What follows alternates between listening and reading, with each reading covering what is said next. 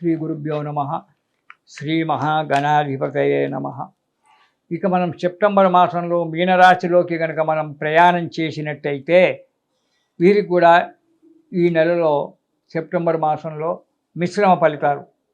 జన విరోధము, భార్యాబిడ్డలతో పోట్లాటలు, అధికమైనటువంటి ఒక డబ్బు ఖర్చు పెట్టడము, చేసే కార్యక్రమాల్లో ఉత్సాహం లేకపోవడము, దానివల్ల కార్యభంగము ఏర్పడడం అనేటువంటిది జరగడానికి ఆస్కారం ఉంది.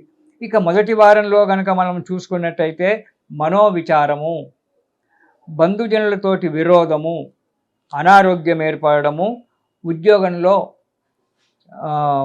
భంగం కావడం, ఉద్యోగ భంగం అంటే సస్పెండ్ అన్న కావడము, లేదా మెమోలు రావడము, ఇంకో చోటికి స్థానచలనం, ఇంకో చోటికి పంపించడము ఏదైనా జరగడానికి ఆస్కారం ఉంది. ఎక్కువగా ఉద్యోగంలో నుంచి సస్పెండ్ కావడం అనేటువంటి జరగడానికి ఆస్కారం ఉంది. చాలా జాగ్రత్తగా ఉండండి ఈ మీనరాశి వారు. ఇక రెండవ వారం కనుక చూసినట్టయితే అపకీర్తి, మనస్తాపం, ఎప్పుడు ఏదో పొడగొట్టుకున్నట్టుగా ఎప్పుడు చింతతో కూర్చుకొని ఉండడము, తర్వాత కొంత డబ్బు రావడానికి ఆస్కారం ఉంది, డబ్బు వస్తుంది, అనారోగ్యం ఏర్పడుతుంది, ఉదరశూల, కడుపులో నొప్పి రావడానికి ఆస్కారం ఉంది. అనవసరమైన పదార్థాలు తిని గర్భశూల తెచ్చుకొని బాధపడకండి ఈ రెండవ వారంలో ఈ మీనరాశి వారు.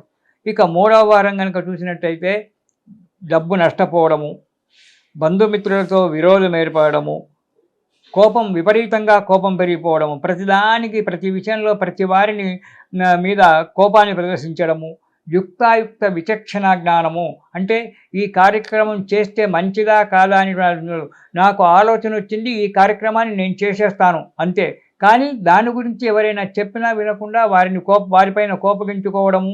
రెండవది ఆలోచన జ్ఞానం లేకపోవడం వల్ల దానివల్ల డబ్బు నష్టము, ఆరోగ్య నష్టము, ధన నష్టం, అన్నీ కూడా నష్టాలు ఏర్పట్టుకొని మానసిక చింతనతో ఉండడం అనేటువంటిది ఉంటుంది. కాబట్టి ప్రతిదీ ఆలోచించి చేసుకోవాలి.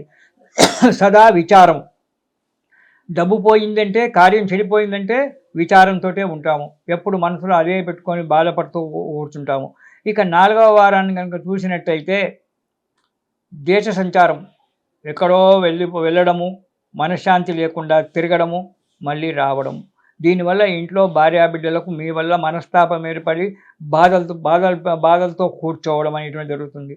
స్థానచలనం, ఉద్యోగస్తులకైతే స్థానచలనము, లేదా బాడిగా ఇంట్లో అంటే రెంట్ హౌస్లో ఉన్న వాళ్ళకి ఇల్లు మార్చుకోవడం అనేటువంటి జరుగుతుంది.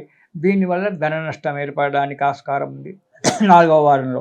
కాబట్టి కొన్ని అపనిందల పాలు కావడానికి కూడా ఆస్కారం ఉంది ఈ మీనరాశి వారికి సెప్టెంబర్లో 4వ వారంలో.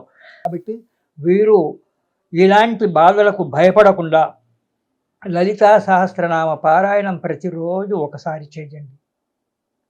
ఆ లలితాదేవి నిరంతరం మిమ్మల్ని కాపాడుతూ ఉంటుంది, మీకు మనశ్శాంతినిస్తూ ఉంది. కాబట్టి సెప్టెంబర్ మాసంలో ఈ విధంగా ఉన్నాయి. గురువుగారు ఈ విధంగా చెప్పారు, మాకేది జరగలేదండి, ఇవి జరిగినాయని అనుకోకండి. మీ జాతకానికి దీనికి టాల్యూ వేసుకొని వాటిని సక్రమంగా జాతకవేత్తతో చూయించుకొని సుఖాన్ని, మంచి ఫలితాలు పొందండి. శుభంగా ఉండండి. ఇది శుభం. స్వస్తి సర్వేషాం స్వస్తి సర్వేషాం సమస్త సన్మంగళాని భవంతు. తిరిగి మనం అక్టోబర్ మాస ఫలితాల్లో కలుసుకుందాం. ఇది శుభం.